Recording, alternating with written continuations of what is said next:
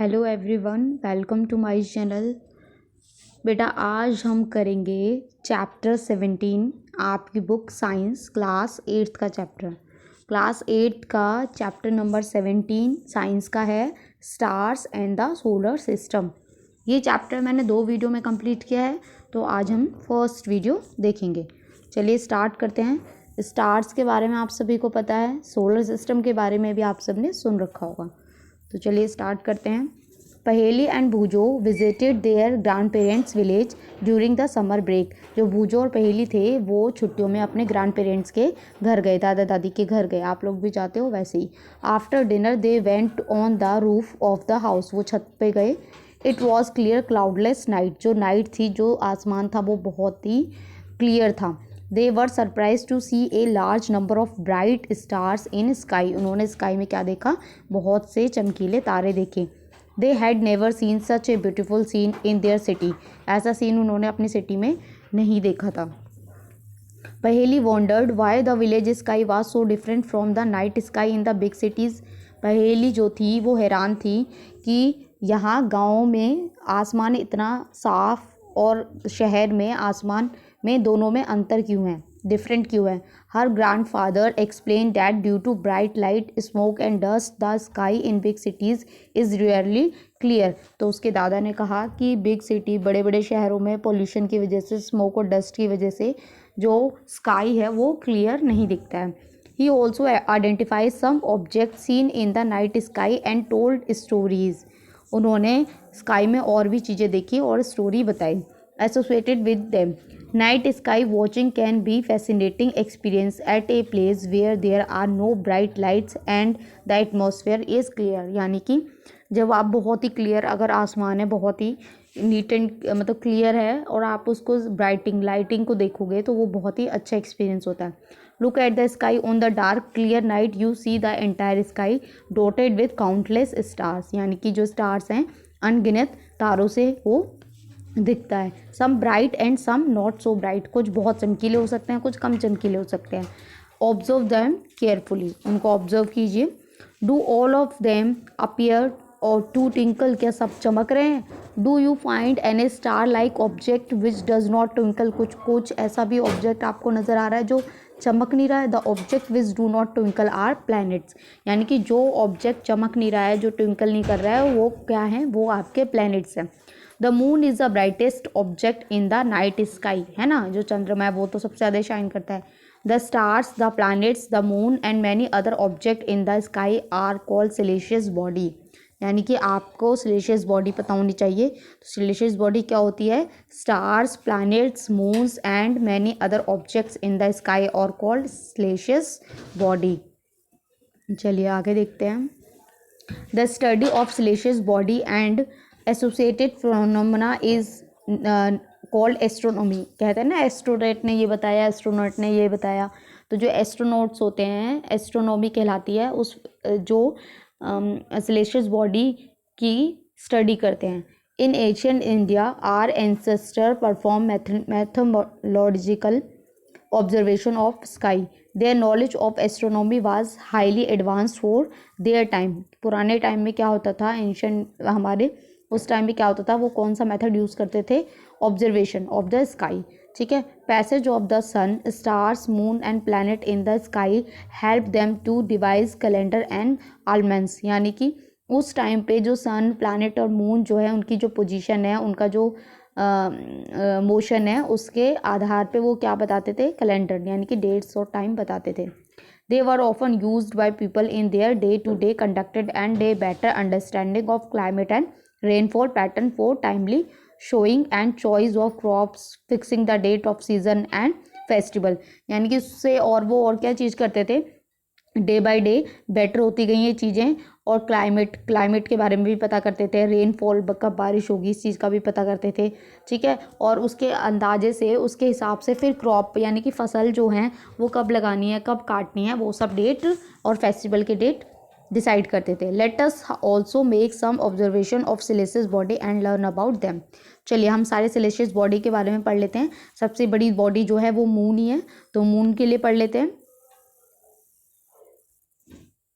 Is there change in the shape of the moon every day, क्या जो moon है उसकी जो शेप है वो क्या दिन पर दिन या किसी भी दिन चेंज होती है? ऐसा है कि आपको बिल्कुल ही वो एक ही शेप में नज़र आता है रोज़ daily? Are there days when the shape of the moon appears to be perfectly round, कुछ ऐसे दिन भी होते हैं जब आपका जो मून है वो बिल्कुल ही स्फेयर की शेप में नज़र आता है। Are there days when the moon can not be seen at all even the sky is clear, यानी कि ऐसे भी दिन होते हैं कि जो मून है वो इवन नज़र नहीं आता है, ठीक है। The day on which the whole disc of the moon is visible is known as the full moon day, जिस दिन हमारा मून पूरा दिखता है, फुल दिखता है, उसको क्या कहते हैं? फुल मून डे कहते हैं। Thereafter every night the size of the bright part of the moon appears to become thinner and thinner, इसके बाद क्या होता है? जब फुल मून डे होता है उसके बाद धीरे धीरे जो आपका मून है उसकी ब्राइटनेस कम होती जाती है, यानी कि जैसे ये पूरा सर्कल है तो ये फिर इतना हट गया, ये इतना दिखा, फिर इतना सा दिखा, इतना सा दिखा, फिर इतना सा दिखा, ठीक है। ये ऊपर वाला जो है ये वाला हिस्सा मैं आपको दिखा देती हूँ ऐसे, ये ठीक है। तो डे बाय डे क्या होगा?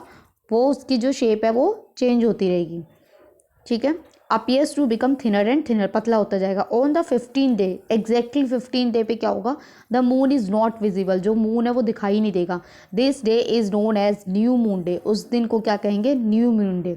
द नेक्स्ट डे, फिर नेक्स्ट डे क्या होगा? Only a small portion of the moon appears in the sky, this is known as the crescent moon, यानी कि देखिए ये क्या कहना चाह रहे हैं कि मान लीजिए पूरा मून है, ठीक है, ये तो हमारा हो गया फुल मून डे जब हमें पूरा दिखाई दिया है। उसके बाद क्या होगा? धीरे धीरे ये हटता जाएगा, यानी कि छोटा होता जाएगा, थिनर होता जाएगा, पतला होता जाएगा, और 15 दिन पे बिल्कुल ही ये गायब हो जाता है। तो उस डे को क्या कहते हैं? उसको कहते हैं न्यू मून डे, ठीक है। उसके बाद क्या होगा? फिर धीरे धीरे फिर ये बढ़ता जाता है, यानी कि फिर पोर्शन इसका बड़ा होता जाएगा और फाइनली फिर फुल मून डे आ जाएगा, ठीक है। The next day only small portion of the moon appears in the sky, this is known as the crescent moon. Then again the moon grow large, फिर धीरे धीरे वो बड़ा होता जाएगा और उसके बाद फिर 15 डे पे क्या हो जाएगा? Once we get a full view of the moon, फिर 15 डे बाद पूरा मून हमें नजर आएगा। The various shape of the bright part of the moon as seen during a month is called phase of moon. Phase of moon कहते हैं, मतलब ये वाला एक फेज हो गया आपका, ये एक फेज हो गया इस शेप में ये एक फेज हो गया। तो अलग अलग शेप के हिसाब से, इसलिए उनका उस मंथ को क्या कहते हैं? उस मंथ में जो उन अलग अलग शेप्स होती हैं, phases of the moon. Phases of the moon play an important role in our life. Almost all festivals in India are celebrated according to the phase of the moon. Moon के जो phases के हिसाब से ही सारे festival celebrate किए जाते हैं। For example Diwali is celebrated on the new moon day, जो दिवाली है वो न्यू मून डे पे सेलिब्रेट की जाती है। बुद्ध पूर्णिमा और गुरु नानक बर्थडे जो होता है वो भी फुल मून डे पे सेलिब्रेट किया जाता है। महाशिवरात्रि है जो वो 13 नाइट ऑफ वर्निंग मून पे की जाती है। Eid ul Fitr is observe on the day of the sighting of sunset moon, ठीक है। तो जो भी फेस्टिवल है वो मून के जो फेजेस हैं उसके हिसाब से ही सेलिब्रेट किए जाते हैं। Let us try to understand why phases of the moon occur. अब वो उसके फेजेस क्यों चेंज होते हैं, क्यों बनते हैं। You have study in chapter 16 that the moon does not produce its own light. Chapter 16 में हम पढ़ चुके हैं कि जो मून है उसकी खुद की लाइट नहीं होती है। Whereas the sun and other stars too, sun और जो स्टार्स हैं उनकी अपनी खुद की लाइट होती है। We see the moon because the sunlight falling on it gets reflected towards us. Moon पे जो लाइट पड़ती है वही जो है सनलाइट की जो होती है लाइट, वो मून पे पड़ती है, वही रिफ्लेक्ट होती है, जिसकी वजह से हमें वो ट्विंकल करता हुआ नजर आता है। We therefore see only that part of the moon from which the light of the sun is reflected towards us. यानी कि जो मून का जो भी पार्ट है और उस पर सन की लाइट पड़ी और जो भी इसने जिस पार्ट से रिफ्लेक्ट की तो हमें वही पार्ट नज़र आता है मून का। ये देखिए, moon is visible due to reflected sunlight. यहाँ देखिए बेटा, ये सन है, इसने लाइट डाली, ये इस वाले पोर्शन पे पड़ी, ठीक है, तो ये नाइट हो गया, ये डे हो गया। तो वही सब बता रखा है। ये एक एक्टिविटी दी है, आप इसे पढ़ लीजिएगा। चलिए आगे देखते हैं। बेटा देखो ये position of moon in the orbit दिया हुआ है, ये पोजीशन देखिए आप मून की, ये देखिए पूरा ब्लैक हो गया है ना। फिर धीरे धीरे धीरे जो मैंने अभी आपको समझाया ये 15 डे पे ऐसा हो जाता है, ठीक है। ये ऐसे ये फुल 15 डे पे, यहाँ भी 15 डे, आफ्टर 15 डे ये हो जाता है। 15 डे के बाद पूरा नज़र आ जाता है, 15 डे के बाद गायब हो जाता है, ठीक है। यही सब बताया है मैंने अभी आपको, फेजेज ही हैं ये आपके। ये देखिए यहाँ पे बेटा ये आपका अर्थ है और इसके आसपास मून रिवॉल्व करता है, यही सब लिखा हुआ है। This position in your notebook in which sorry can you now guess the relative position of sun. Sun की जो पोजीशन है वो बता सकते हैं। Moon and earth on the day of the full moon and on the day of new moon. New moon और full moon पे पोजीशन पूछ रहे हैं और उसको क्या करना है, आपको स्केच करना है। Sketch this position in your notebook. ये देखिए बेटा ये बताया हुआ है, ऊपर पोजीशन दी हुई है, इसमें वही सब है। The size of the illuminated part of the moon visible from the अर्थ, यानी कि जो मून का पार्ट है जो चमकता है, जो लाइट रिफ्लेक्ट करता है, वही हमें अर्थ पे नज़र आता है, ठीक है। From the earth increasing each day after the new moon day. New moon day के बाद क्या होता है, धीरे धीरे वो इंक्रीज हो जाता है और फुल मून बन जाता है। After the full moon day the sunlight part of the moon visible from the earth decreasing in size. फिर फुल मून के बाद क्या होता है, फुल मून डे के बाद धीरे धीरे वो कम होने लग जाता है। The moon completes one rotation on its axis at it completes one revolution around the earth, यानी कि अपने एक्सिस पे रिवॉल्व करता है और किसके अराउंड रिवॉल्व करता है, अर्थ के अराउंड चारों तरफ घूमता है। द मून सरफेस, अब भाई हमारी जो अर्थ की सरफेस है वैसे मून की सरफेस भी होगी, तो मून के बारे में पढ़ लेते हैं, मून की सरफेस कैसी है। The moon is fascinating object for poet and story tellers but when astronauts landed on the moon. जब एस्ट्रोनट वहाँ पे गए, देखिए जो मून है वो कविताओं में पोएट के लिए और हमारे लिए बहुत अच्छा है कि भाई कितना सुंदर है ये दिखने में, लेकिन जब एस्ट्रोनट वहाँ पे गए, मून पे पहुँचे, उसकी ज़मीन पे, तो क्या देखा, they found at the moon surface is dusty and barren, यानी कि बहुत ही धूल भरा मिट्टी वाला और ऊबड़ खाबड़ था। There are many craters of different size, यानी कि क्रिएटर्स ऐसे गड्ढे गड्ढे थे अलग अलग साइज़ के। They also have a large number of steep and high mountains भी थे वहाँ पे। Some of these are high as the highest mountain on the earth, इतने हाई थे जैसे अर्थ पे माउंटेन है। ये देखिए बेटा सरफेस दी हुई है, सरफेस ऑफ मून आपको दिख रही है कैसी है, ठीक है। और आपको एक चीज़ और पता होनी चाहिए कि जुलाई 21, 1969 में इंडियन टाइम के हिसाब से अमेरिकन एस्ट्रोनॉट थे नील आर्मस्ट्रॉन्ग, जो थे वो मून पे जाने वाले पहले व्यक्ति थे, ठीक है। नील आर्मस्ट्रॉन्ग आपको याद होना चाहिए इनका नाम, अमेरिकन एस्ट्रोनॉट थे ये नील आर्मस्ट्रॉन्ग, जो मून पे गए थे जुलाई 21, 1969 को। The moon has no atmosphere, मून का कोई एटमॉस्फेयर नहीं है, जैसे हमारी अर्थ का एटमॉस्फेयर है ना, एटमॉस्फेयर मतलब बहुत सारी लेयर्स हैं एटमॉस्फेयर में, वैसे ही मून का कोई एटमॉस्फेयर नहीं है, वहाँ पे पानी भी नहीं है। तो can any life exist on the moon, क्या कोई लाइफ एग्जिस्ट कर सकती है मून पे। चलिए बेटा अब हमने मून के बारे में पढ़ लिया, अब हम पढ़ेंगे स्टार्स के बारे में। What other object do you see in the night sky, there is a large number of stars in the sky, observe carefully on the dark night and from a place away from a big city, यानी कि आप इसको observe कीजिए, देखिए। Are all of stars are equally, यानी कि ये कह रहे हैं कि आप एक गांव में एक तरीके से जाके देखिए कैसे दिखेगा आपको स्काई, और एक सिटी से जाके देखिए क्या वो अलग दिखता है। और दे ऑफ द सेम कलर, क्या वो सेम कलर के हैं। In fact stars emit light of their own, यानी कि उनकी खुद की लाइट होती है स्टार्स की। The sun is also a star, जो सन है उसको भी हम स्टार कहते हैं, वो भी एक स्टार ही है। Why does it appear so large compare to the other stars, जो सन है वही वो भी स्टार है, तो वो और स्टार के कंपैरिजन में वो इतना बड़ा क्यों दिखता है। विच अपीयर्स बिगर, कौन बड़ा दिखेगा। A football placed near you और a football placed at a distance of 100 metre. अब आप देखिए अगर आप यहाँ पे खड़े हैं, ठीक है, और एक फुटबॉल है जो आपके बिल्कुल पास में है, ये हो गई, और एक फुटबॉल है जो बहुत दूर है, तो आपको कौन सी बिगर नज़र आएगी। ऑब्वियसली जो आपके पास में है वही बिगर नज़र आएगी। तो यही रीज़न है कि जो सन है वो हमारे पास में है, अर्थ के पास में है, और जो स्टार्स है वो बहुत दूर है, इसलिए हमें ये बड़ा नज़र आता है।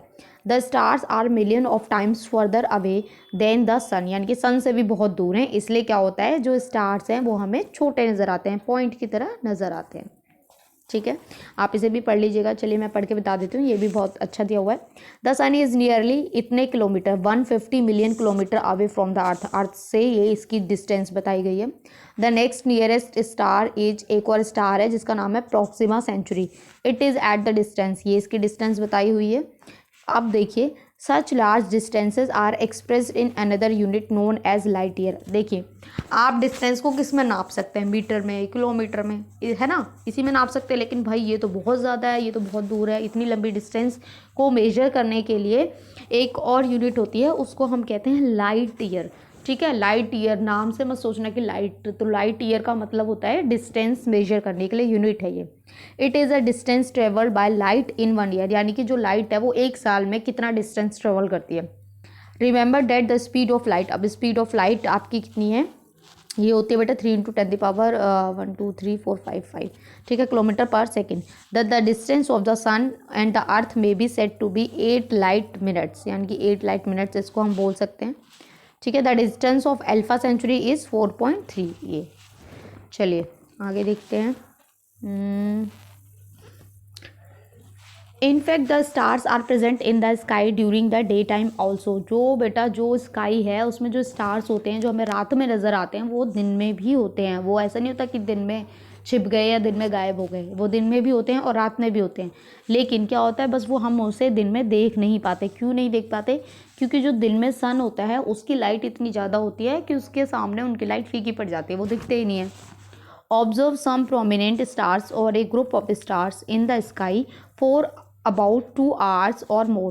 What do you find? Do you find any change in the position of stars in the sky? यानी कि आप 1-2 घंटे तक लगातार स्काई को देखिए, स्टार्स को देखिए, क्या वो अपनी पोजीशन चेंज करते हैं या नहीं। You will find that the stars appear to move from east to west. आपको नज़र आएगा कि वो ईस्ट से वेस्ट के डायरेक्शन में जा रहे हैं। A star which rise in the east is in the evening. ठीक है, जो स्टार जो है ईस्ट में है उसको इवनिंग बोलेंगे, evening star. Sets in the west is in the early morning. Why do stars appear to move from east to west? अब भाई वो ईस्ट टू वेस्ट क्यों जाते हैं, ये भी तो सोचना पड़ेगा ना, ईस्ट टू वेस्ट क्यों जाते हैं। Paheli recalls that when she is in moving train the nearby tree and building appears to move in the backward direction, यानी कि अगर आप ट्रेन में बैठे हो, आपकी ट्रेन इस साइड में जा रही है और यहाँ पर प्लांट लगे हुए हैं, तो आपको क्या फील होगा कि आप इधर जा रहे हो और जो आप जा तो इधर रहे हो, लेकिन आपको क्या लगेगा कि ये जो पेड़ हैं, ये जो ट्री हैं, ये हमसे ये इस साइड में जा रहे हैं। लेकिन ऐसा होता नहीं है। ये जो है पेड़ जो हैं ये तो स्टेशनरी हैं, यानी कि रुके हुए हैं, ये तो एक ही जगह हैं।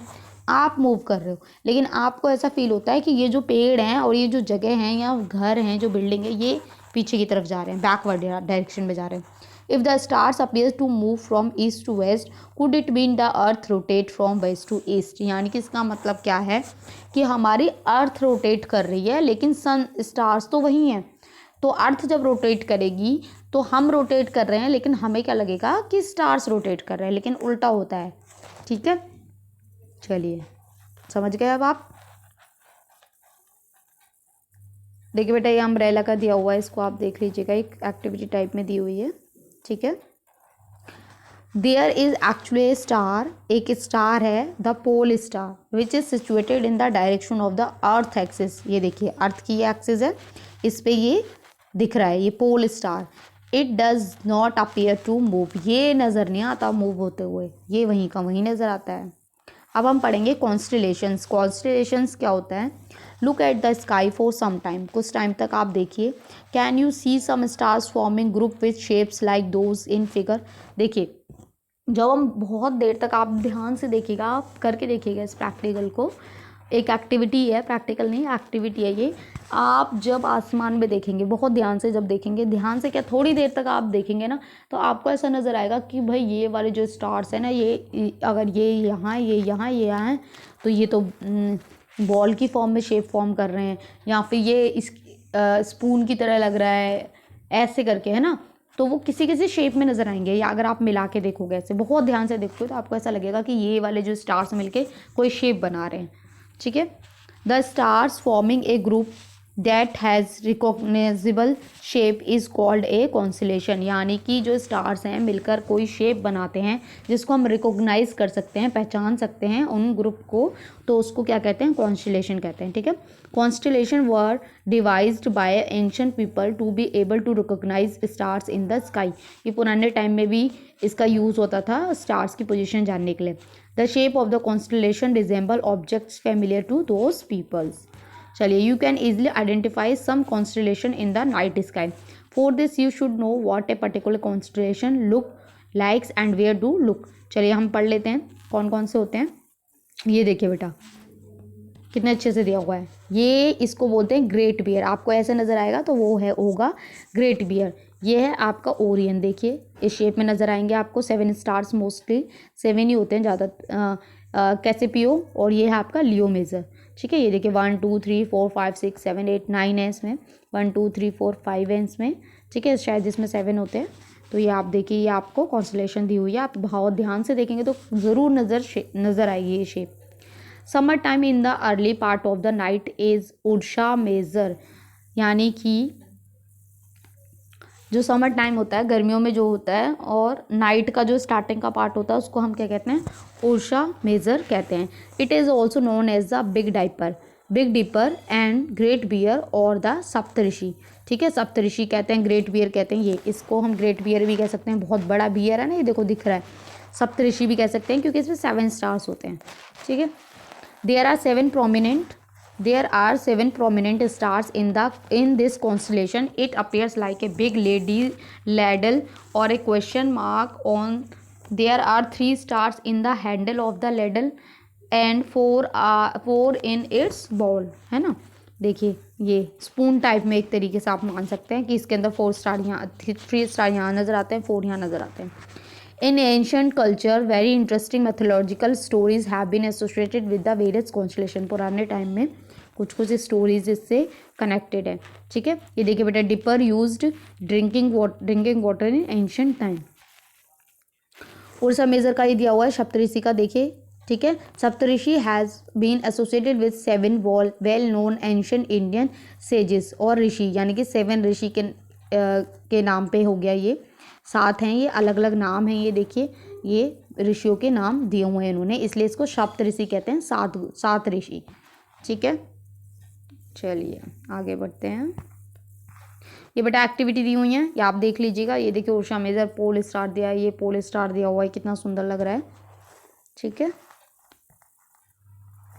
ओरियन जो है हमने अभी सेकंड वाली जो पढ़ी है ना, सेकंड कॉन्स्टेलेशन जो है ओरियन है। Orion is another well known constellation that can be seen during winter in the late evening, यानी कि विंटर में नज़र आता है और लेट इवनिंग में। वो वाला किस में नज़र आता था, समर में और स्टार्टिंग में। ठीक है, it is one of the most magnificent constellation in the sky. It also have 7 और 8 ब्राइट स्टार्स, यानी कि इसमें 7 या 8 स्टार्स होते हैं।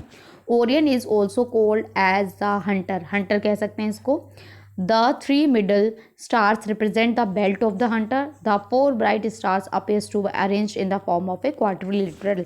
Quadrilateral आपको पता है ना, 4 उसमें तो ये देखिए बना हुआ है। ठीक है, ये तो सीरीज का है बेटा। ठीक है, इससे पहले आप देख लीजिएगा ओरियन का, मैं आपको चलिए दिखाई देती हूँ। ओरियन ये देखिए। ठीक है, तो ये ओरियन का हो गया आपका, ये ओरियन ये जो आपका बना हुआ है।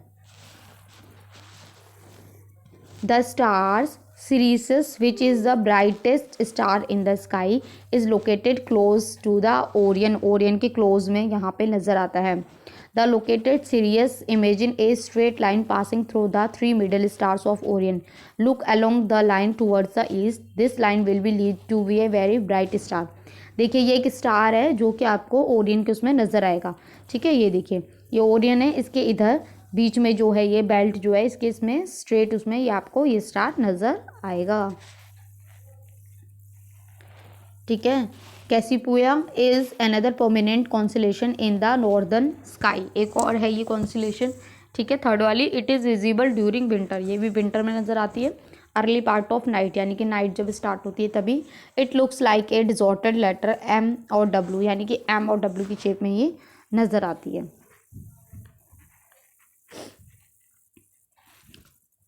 बेटा अब आपका नेक्स्ट टॉपिक जो है वो है आपका सोलर सिस्टम। तो जो सोलर सिस्टम है वो मैं नेक्स्ट वीडियो में करूँगी, इसी चैप्टर का जो पार्ट 2 है। तो आज मैं अपनी वीडियो यहीं फिनिश करती हूँ। आई होप आपको अच्छे से समझ में आया हो जो भी मैंने पढ़ाया है। तो प्लीज़ चैनल को लाइक करें, सब्सक्राइब करें और फ्रेंड्स के साथ शेयर करें। Thank you.